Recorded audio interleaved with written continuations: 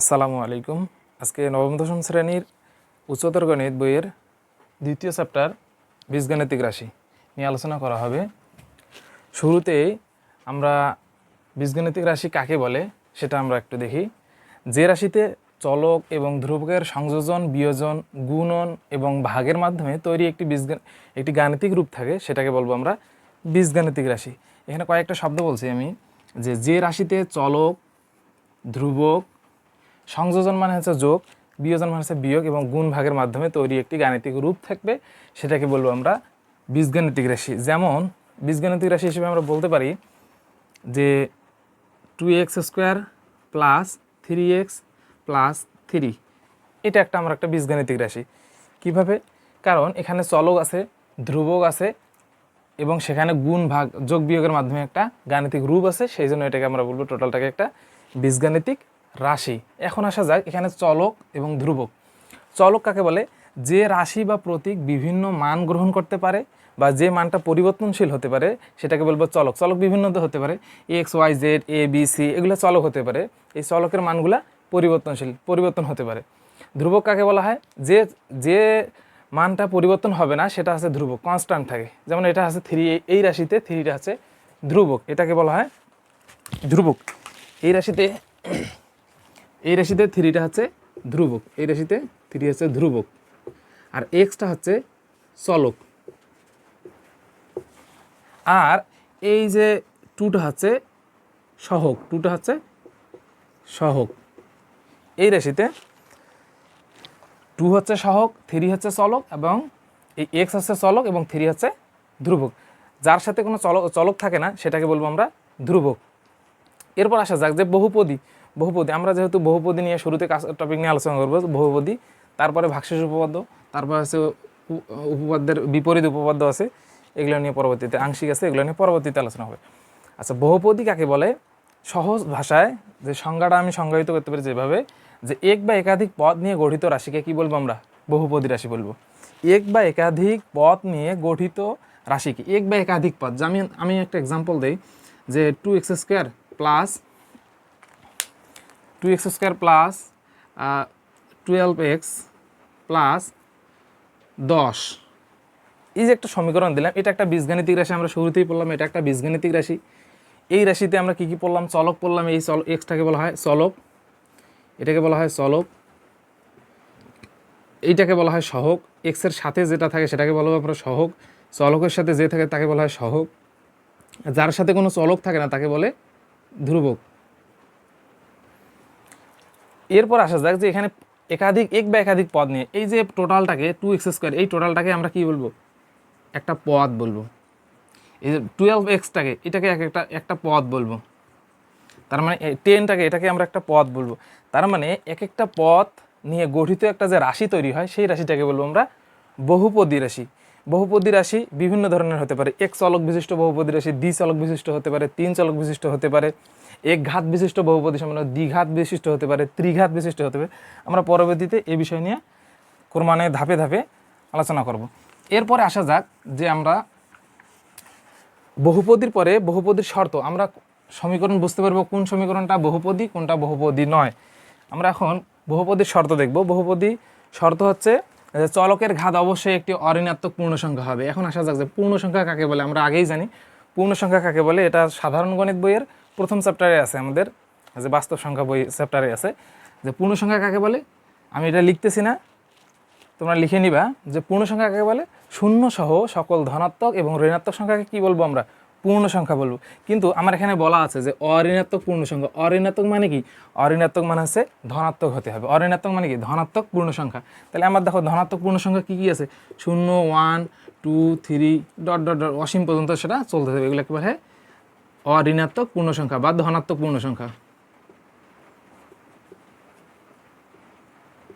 অঋণাত্মক পূর্ণ সংখ্যা,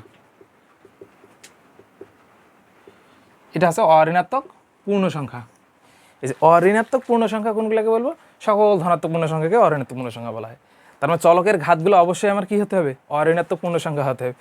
চলকের ঘাতগুলো কি হওয়া যাবে না? ভগ্নাংশ হওয়া যাবে না। কি হওয়া যাবে না? ভগ্নাংশ হওয়া যাবে না। ভগ্নাংশ হওয়া যাবে না, ঋণাত্মক সংখ্যা হওয়া যাবে না, বা মূল হওয়া যাবে না। মূল বলতে কি বোঝায়? বিভিন্ন ধরনের মূল হতে পারে, বর্গমূল হতে পারে, ঘনমূল হতে পারে, এনতম মূল হতে পারে। আমরা দেখি একটু সিম্পলিফাই করি যে বর্গমূলটা কি। বর্গমূল যেমন কোনো সংখ্যার উপর রুট করলে সেই সংখ্যাটাকে আমরা বলবো বর্গমূল। যেমন এই যে 2, এখানে এটা আমরা যদি বলি যে এখানে 2x, আমরা একটা সমীকরণ দিলাম x² প্লাস √2x প্লাস 3, এইটা কি আমরা এই সমীকরণটাকে কি আমরা বহুপদী সমীকরণ বলতে পারবো কি না? এই সমীকরণটাকে আমরা অবশ্যই বহুপদী বলতে পারবো না, কারণ এখানে আছে মূল আছে। মূল থাকলে সেটা পূর্ণ বহুপদী রাশি হবে না। মূল বলতে এই মূলটাকে তুমি যদি সিম্পলিফাই করো তার মানে √2টাকে সমান সমান লিখতে পারি 2 এর পাওয়ার হাফ, তাই না? রুটের ভ্যালু কত? হাফ। তার মানে এটা কি এসছে? ভগ্নাংশ। ঘাত কি হতে পারবে না? ভগ্নাংশ হতে পারবে না। চলকের ঘাত কখনো কি হতে পারবে না? ভগ্নাংশ হতে পারবে না, ঋণাত্মক হতে পারবে না। আমি যদি এটা আরেকটা সমীকরণ দিই, যেমন আমি এখানে যদি আরেকটা সমীকরণ দিই, কি সমীকরণ? আমি যদি এখানে দেই যে x-2 প্লাস 3x প্লাস 5, এটা কি বহুপদী সমীকরণ কিনা? এটাও বহুপদী সমীকরণ নয়। কেন? এখানে আছে ঘাতটা আছে, ঋণাত্মক আছে, ইনভার্স 2 মানে -2 আছে, এজন্য এটা বহুপদী সমীকরণ হবে না। এখন তুমি বলো যে 1/x² প্লাস আছে 3x প্লাস আছে 6। তোমাদের জন্য বাড়ির কাজ থাকলো কমেন্টে অবশ্যই জানাবা যে এটা কি বহুপদী কি না। এটা বহুপদী কি না? বহুপদী কি? এটা বহুপদী হয় কি না? এটা বহুপদী হয় কিনা তোমরা কমেন্টে অবশ্যই জানাবা। 2 নম্বর শর্ত হচ্ছে পদগুলোর সহগ বাস্তব সংখ্যা হতে পারে। পদগুলোর সহগ আমরা শুরুতেই বলেছি, সহগ কোনগুলোকে বলা হয়? চলকের সাথে যেটা থাকে সেটাকে বলবো সহগ, এটাকে বলবে সহগ। তাহলে সহগগুলো অবশ্যই কি হতে হবে? যেহেতু এটা বহুপদী না, এটাও বহুপদী না, এটাও বহুপদী না। ও, এটা তো তোমাদের কাজ দিছে কমেন্টে, সরি। তাহলে বহুপদী কোনগুলোকে বলবো? যেমন এখানে আমি একটা সমীকরণ দিছি, যে এখানে যেমন একটা সমীকরণ দিই যে x² প্লাস 6x প্লাস 6, এটা একটা সমীকরণ মনে করো।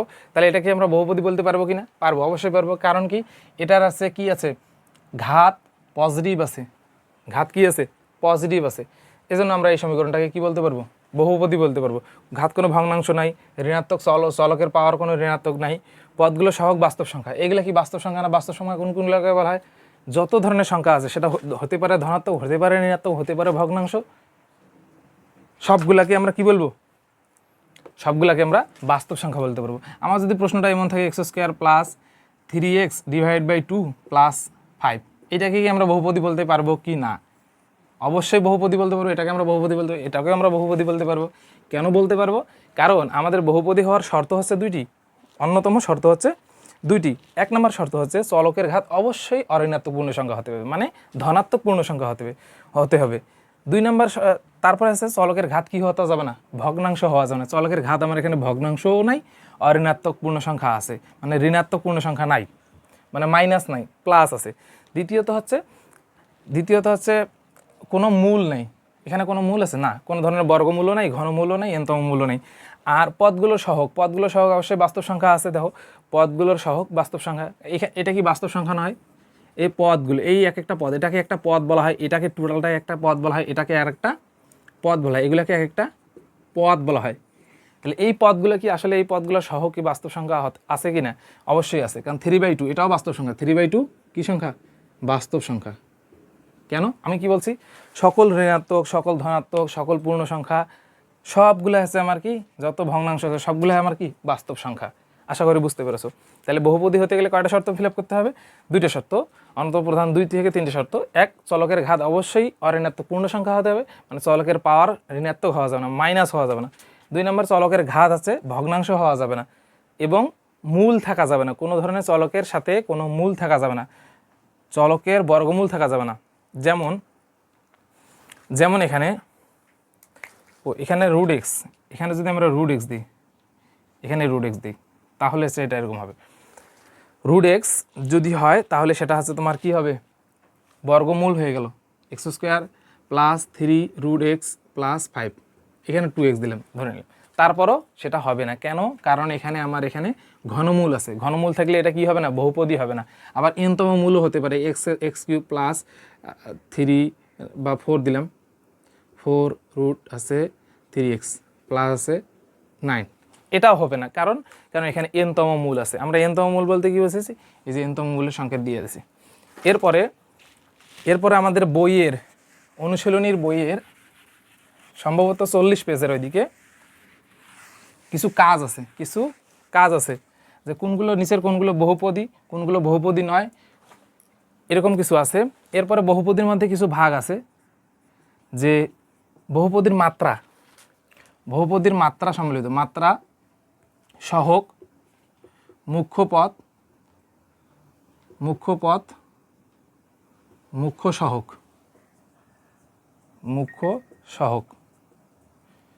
কয়েকটা জিনিস আছে 40 পেজের ওইদিকে দেখতে পারবা। বহুপদীর মাত্রা, একটা সমীকরণ আমি যদি নেই x² প্লাস 2x প্লাস 3, এই একটা সমীকরণ নিলাম। এই সমীকরণের মাত্রা কত হবে? এই সমীকরণের মাত্রা কাকে বলা হয়? মাত্রা কোনটাকে বলা হয়? মাত্রা ওইটাকে বলবো যে কোনো চলকের সর্বোচ্চ ঘাতটা হয়েছে তার মাত্রা। ঘাত, এটাকে কি বলা হয়? ঘাত, পাওয়ার বলা হয়। আবার এটাকে ইংলিশে যে বলে ডিগ্রিও বলা যায়। ঘাত, পাওয়ার, তার মানে মাত্রা কোনটা বলে? সর্বোচ্চ ঘাত। সর্বোচ্চ ঘাতটাকে কি বলবো? সর্বোচ্চ ঘাতটাকে মাত্রা বলা হয়। তারপর এই সমীকরণের সর্বোচ্চ ঘাত কত? এখানে ঘাত কত? এখানে 1। এখানে ঘাত কত? এখানে ঘাত 0। এখানেও ঘাত আছে, এখানেও পাওয়ার আছে। কত পাওয়ার আছে? x এর পাওয়ার যদি 0 দাও তাহলে তোমার এখানে 1 হয়। তার মানে এখানেও পাওয়ার আছে। এই যে পাওয়ার কত? 0, তারপর আছে 1, তারপর এখানে আছে কত? 2। তো সর্বোচ্চ ঘাত কত? 2। তার মানে আমরা এই সমীকরণের মাত্রা লিখতে পারি, এই সমীকরণের মাত্রা আমি লিখতে পারি 2। আরও মাত্রা বের করা যায় কীভাবে? যদি আমার এখানে এরকম আছে x² plus 2xy plus y² এরকম দেওয়া আছে, তাহলে এই সমীকরণের মাত্রা কত হবে? এই সমীকরণের মাত্রা হবে, কারণ এখানে দুইটি চলক বিশিষ্ট আছে। এই সমীকরণটাকে কি সমীকরণ বলবো আমরা? এই সমীকরণটাকে আমরা কি সমীকরণ বলবো? যেমন x² প্লাস 2x প্লাস 3, এই সমীকরণটা কি সমীকরণ বলবো? x চলক নাকি দ্বিচলক নাকি ত্রিচলক? এটাকে বলবো আমরা x চলক বিশিষ্ট সমীকরণ, x চলক বিশিষ্ট বহুপদী সমীকরণ। কারণ এখানে একটা চলক আছে, x শুধু আছে। আর এখানে দ্বিচলক বিশিষ্ট, এখানে x একটা চলক, y আর একটা চলক, তার মানে দ্বিচলক বিশিষ্ট একটা বহুপদী সমীকরণ। এই যে দ্বিচলক বিশিষ্ট সমীকরণের ক্ষেত্রে যখন দুইটা চলক একসঙ্গে গুণ অবস্থায় থাকবে, দুইটি চলক যখন একসঙ্গে গুণ অবস্থায় থাকবে, x y একটা গুণ অবস্থায় আছে, তখন তাদের ঘাতের যোগফলটা হচ্ছে আমার মাত্রা। তাদের ঘাতের যোগফলটা হচ্ছে মাত্রা, 1 + 1, এটা হচ্ছে তার মাত্রা। আমি কি বললাম? আমি বললাম যে দুটি চলক যদি একসঙ্গে গুণ অবস্থায় থাকে তাহলে তাদের চলকের ঘাতের যোগফলটাই হচ্ছে তাদের মাত্রা, ওইটার মাত্রা। তাহলে এই পদের মাত্রা কত? এই পদের মাত্রা 2xy। এই একটা পদ, এই পদের মাত্রা কত? 2, কারণ তাদের এ চলকের মাত্রা আছে 1, ঘাত 1, এর ঘাতও 1, 1 আর 1 যোগ করলে কত হয়? 2। তাহলে এর মাত্রা কত হবে? 2 হবে। তাহলে ঘাত গেল, মাত্রা গেল। এবার সহগ কোনটাকে বলা হয়?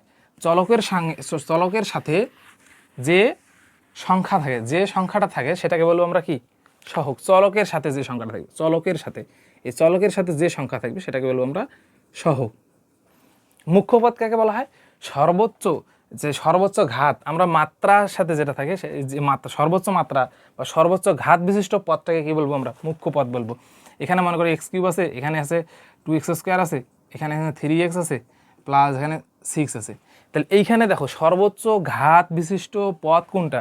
সর্বোচ্চ ঘাত বিশিষ্ট পদ হচ্ছে এটা হচ্ছে সর্বোচ্চ ঘাত বিশিষ্ট পদ। এইটার সর্বোচ্চ ঘাত বিশিষ্ট পদ, তার মানে এই পদটাকে আমরা কি বলবো? মুখ্য পদ বলবো। এটাকে আমরা কি বলবো? মুখ্য পদ বলবো।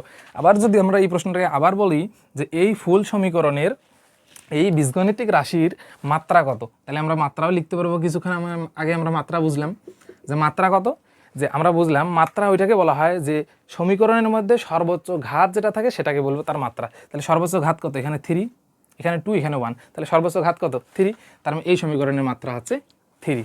এই সমীকরণের মুখ্য পদ কোনটাকে বলবো? যে পদের সর্বোচ্চ মাত্রা থাকবে সেটাকে বলবো আমরা মুখ্য পদ। তাহলে মুখ্য সহগ কাকে বলবে? তার মানে এই যে মুখ্য পদটা আছে, x³ আছে মুখ্য পদ, এই মুখ্য পদের সাথে সহগ কত আছে? এক্সের সাথে সহগ কত আছে 1, এখানে যেমন মনে করেন 2 দিলাম, এই সমীকরণ 2, তাহলে এখানে 2 থাকতো, তাহলে এইটার মুখ্য সহগ কত হবে 2 হবে, এটা আছে মুখ্য সহগ।